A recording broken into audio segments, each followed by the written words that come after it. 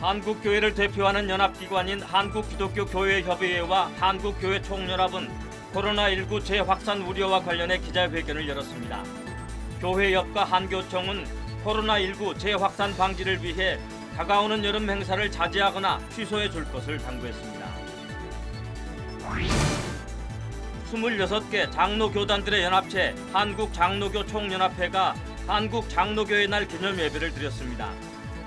참석자들은 교회가 분열되고 세속화된 것을 회개하며 코로나19로 어려운 오늘날 교회가 희망의 빛이 되기를 기도했습니다. 성결교단의 연합을 위해 출범한 한국성결교회연합회가 정기총회를 열고 목회자 윤리 강령 제정을 위한 연구를 시작하기로 했습니다. 한성연은 기독교 대한성결교 한기채 총회장을 대표회장으로 선출했습니다. 목회자들의 설교 준비와 변화하는 세상을 이해하는 데 도움이 되는 통계 자료를 전해드리는 목회인 데이터. 오늘은 디지털 정보가 교회에 미치는 영향을 알아봅니다. 여러분 안녕하십니까? CBS 뉴스입니다. 한국교회를 대표하는 연합기관인 한국기독교교회협의회와 한국교회총연합은 코로나19 재확산 우려와 관련해 기자회견을 열었습니다. 교회협과 한교총은 코로나19 재확산 방지를 위해서 다가오는 여름 행사를 자제하거나 취소해 줄 것을 당부했습니다. 천수연 기자입니다. 서울 왕성교회와 수원 중앙침례교회, 광주 사랑교회 등 일부 교회에서 코로나19 확진자가 발생하면서 위기감이 커지고 있습니다. 특히 교회 여름 행사가 집중돼 있는 7월과 8월을 앞두고 확진자가 발생하고 있어 한국교회의 철저한 대비가 필요하다는 지적입니다. 진보 교계를 대표하는 한국기독교교회협의회와 보수 교계를 대표하는 한국교회 총연합이 교회가 준비하고 있는 여름 행사를 취소하거나 연기해달라고 당부했습니다. 여름철 진행되는 성전학교와 캠프, 기도원 부흥회와 MT, 수련회와 미션 트립 등 모든 행사를 계획 단계에서부터 취소, 축소, 연기를 고려해 주시고 온라인 진행을 적극 활용해 주시기 바랍니다. 교회 여름 행사를 축소해 진행하더라도 마스크 착용 등 방역 지침을 철저하게 지켜달라면서 숙박과 음식물 제공 등은 피해달라고 덧붙였습니다. 교회협의회 윤보환 회장은 그동안 코로나19 감염 방지를 위해서 교회가 최대한 노력해왔지만 교회가 워낙 많다 보니 2차, 3차 감염자가 나와 안타깝다고 말했습니다. 한국교회 모든 교인들이 일상의 삶 속에서도 생활 속에서도 방역에 최선을 다해서 책임 있게 참여하시고 코로나19의 치유와 극복을 위해 끝까지 기도해 주시기를 바랍니다. 교회협의회와 한교총은 또 주일 예배보다 소모임을 통해 확진자가 나오는 경우에 주목해야 한다며 각 교회가 조금 더 세밀한 방역에 신경 써달라고 덧붙였습니다. 교회협의회와 한교총은 교회 안에서 코로나19 확진자가 발생해 죄송하다며 교회도 한국 사회의 일원으로서 코로나19 재확산 방지에 최선을 다하겠다고 강조했습니다. CBS 뉴스 천수연입니다.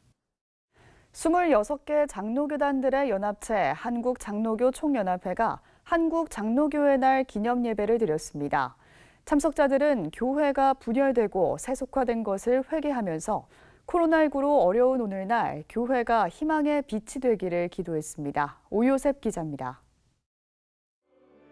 한국교회 장로교단 교회들이 모여 오늘날 한국교회의 실태를 회개하며 세상 속에서 빛의 역할을 다할 것을 다짐했습니다. 올해 기념 예배에선 코로나19 확산 등으로 전 세계가 어려운 상황 속에서 그리스도인들이 구체적인 행동을 통해 선한 영향력을 드러내야 한다는 점이 강조됐습니다.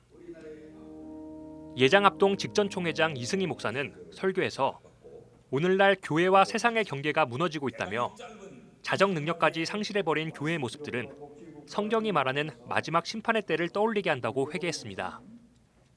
이 목사는 오늘날 교회가 조롱당하고 폄훼당하는 것은 세상이 그리스도인들에게서 빛의 열매를 보지 못하기 때문이라며 그리스도인들은 겸손함과 선한 행실을 통해 세상 속에서 빛의 역할을 감당해야 한다고 말했습니다.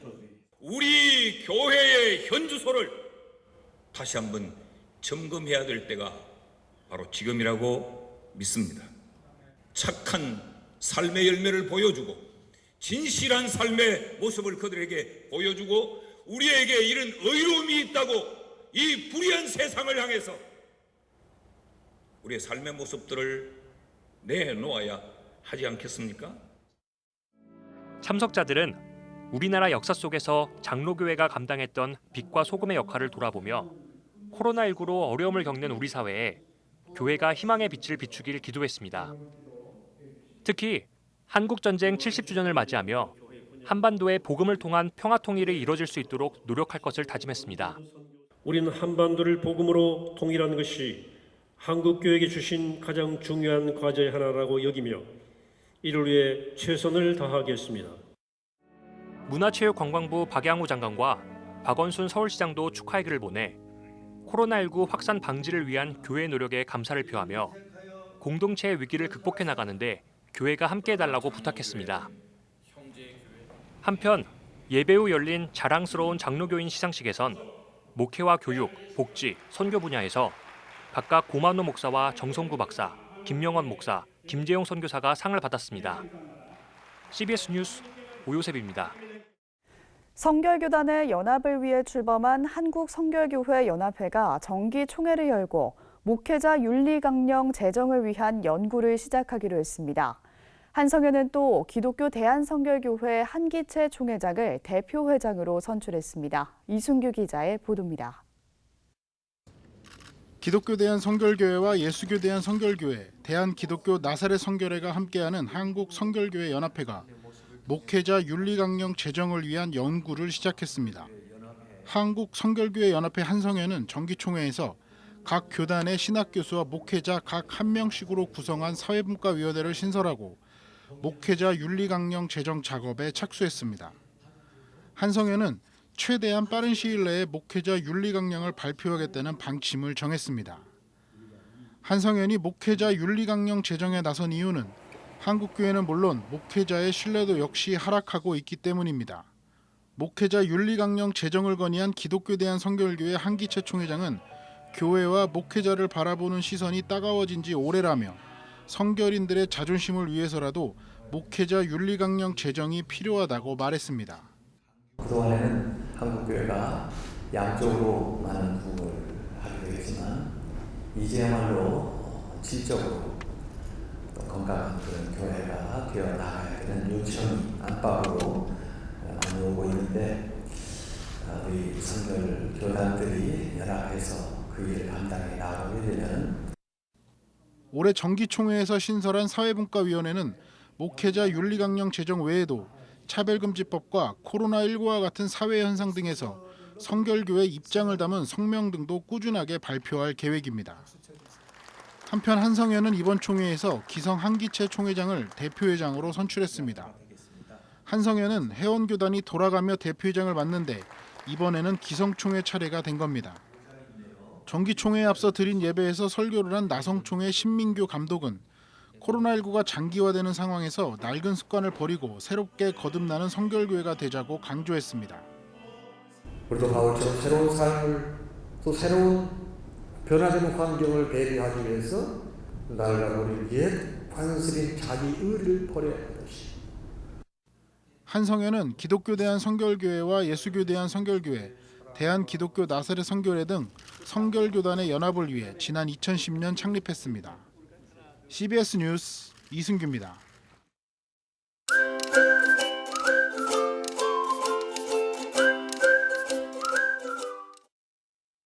목회자들의 설교 준비와 변화하는 세상을 이해하는 데 도움이 되는 통계 자료를 전해드립니다. 목회앤데이터 순서인데요. 오늘은 디지털 정보가 교회에 미치는 영향을 알아봅니다. 목회데이터 연구소 김진양 부대표 나오셨습니다. 어서 오세요. 네, 안녕하세요. 네, 요즘 우리나라는 1인 1스마트폰 시대라고 할 만큼 많은 분들이 스마트폰을 이용하고 있는데 그래서 이 개인에 따라 디지털 정보의 격차가 점점 커지고 있는 게 아닌가 싶은데요. 네. 어떻습니까? 네, 그렇습니다. 우리가 그 정보 격차라고 하는 거는 어떤 정보에 접근하는 데 있어서 얼마나 잘 접근하는지, 접근하기 좀 어려움을 느끼는지 이걸 의미하는데요. 네. 일반 국민을 대상으로 현재 디지털 기기나 관련 프로그램을 이용할 때 있어서 정보 격차가 얼마나 심각한지 질문했습니다. 이럴 때 우리 국민의 60%가 심각하다고 응답을 했고요. 심각하지 않다가 29% 응답을 해서 심각하다고 생각하는 분들이 2배 이상 높게 나타났습니다. 예. 또한 향후에 우리 사회에서 정보 격차가 커질 것이다 이렇게 생각하는 분들이 무려 83%가 나타나고 있어요. 그러니까 앞으로 이 정보 격차가 점점 심해질 거라는 이야기죠. 점점 더 환경이 디지털화된다라고 생각하면 될 것 같은데요. 고령층의 경우에는 이런 디지털 환경에 좀 더 어려움을 느끼지 않을까 싶어요. 네. 디지털 정보화 수준, 고령층에서는 어떻게 나타났습니까? 네.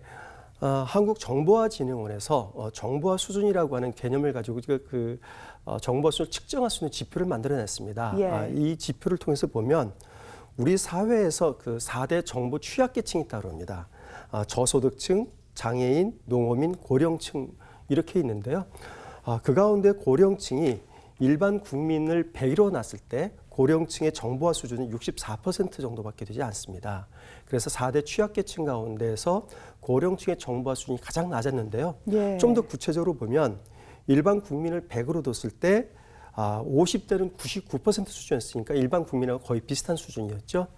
그런데 60대로 내려가면 74% 수준, 특히 70대 이상은 36% 수준으로 60대, 70대로 내려갈수록 정보화 수준이 굉장히 떨어지고 있습니다. 바로 이런 데서 정보화 격차가 지금 벌어지고 있는 것입니다. 말씀하신 것처럼 점점 고령화가 될수록 이런 디지털 기기를 이용하는 이용률이 낮아지고 있는 게 아닌가 싶은데요. 네. 젊은 층과의 정보 격차도 점점 더 벌어질 것 같아서 좀 우려가 됩니다. 네. 어떻습니까? 네.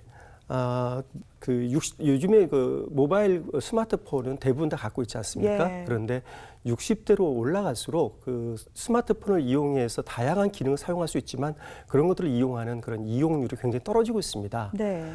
구체적으로 보면 모바일 기기를 이용을 해서 SNS를 이용하느냐 이런 질문에 대해서도 일반 국민이 63%였는데요. 60대는 일반 국민의 절반에 가까운 35% 수준이었고 네. 70대 이상은 15% 수준밖에 되지 않습니다. 오. 이처럼 이제 모바일 기기를 갖고 있다 하더라도 그 모바일 기기를 이용해서 여러 가지 기능들을 사용할 수 있지만 그 기능들을 충분히 사용하지 못하고 있는 그런 상황이 있다고 보겠습니다. 그렇게 이용률이 낮으니까 당연히 이 기기를 통해서 무언가 정보를 얻는다거나 뭐 즐거움을 얻고 싶다라는 욕구도 낮겠네요. 그렇죠. 아무래도 이용하는 데 좀 어려움을 느끼니까 그런 욕구가 낮을 수밖에 없는데요. 네. 좀 더 구체적으로 보면 일반 국민들이 디지털 기기를 이용하면서 많은 정보를 얻고 싶다 이런 욕구를 한 81%가 느끼고 있어요. 그런데 55세 이상의 고령층의 경우에는 59%밖에 이런 정보를 이용하고 싶다라는 욕구를 갖고 있지 않습니다. 그리고 재미있는 오락거리를 얻고 싶다. 스마트폰에서는 여러 가지 재미있는 컨텐츠들이 많이 있잖아요. 그렇죠. 그런데 이 컨텐츠를 즐기고 싶다는 이 욕구에 대해서 일반 국민의 69%가 동의하고 있는데 55세 이상의 고령층은 48%밖에 동의하고 있지 않습니다. 이처럼 스마트폰을 이용해서 여러 가지 정보와 지식 그리고 즐거움을 얻을 수 있지만 그런 것을 이용하고 싶은 욕구 자체도 굉장히 낮은 수준에 있다는 것을 알 수 있죠.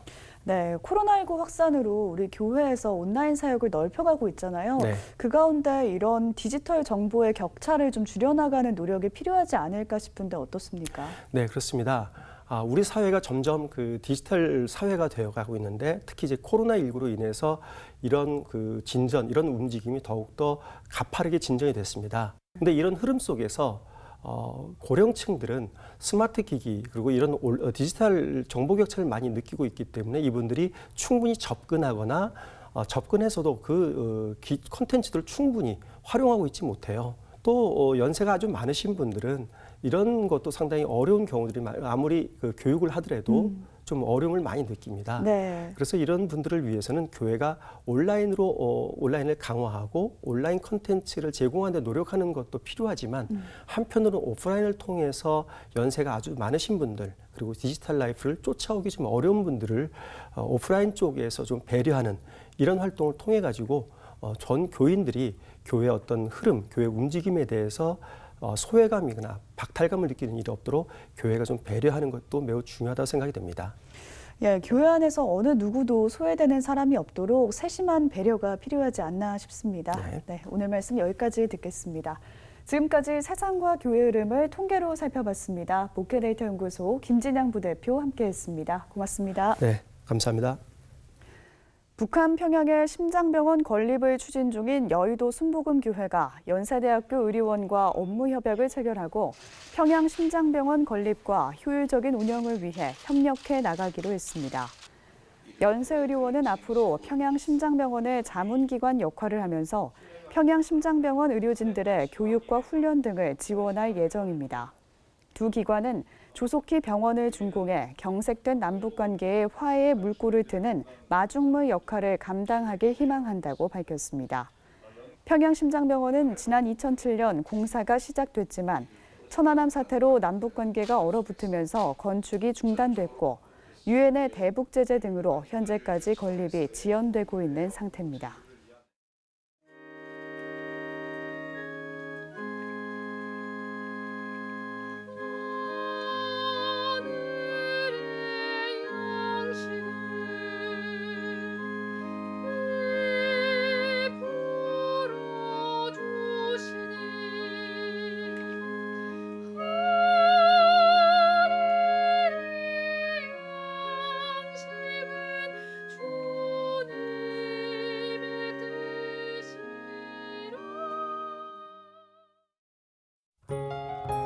내일은 전국 곳곳에 저녁까지 소나기가 내릴 것으로 보입니다. 소나기가 내리는 지역엔 돌풍과 천둥, 번개가 동반될 것으로 보여서 시설물 관리에 유의하셔야겠습니다. 내일 아침 최저 기온은 17도에서 21도, 낮 최고 기온은 22도에서 29도로 예상됩니다. 이상으로 뉴스를 마칩니다. 함께해 주신 여러분 고맙습니다.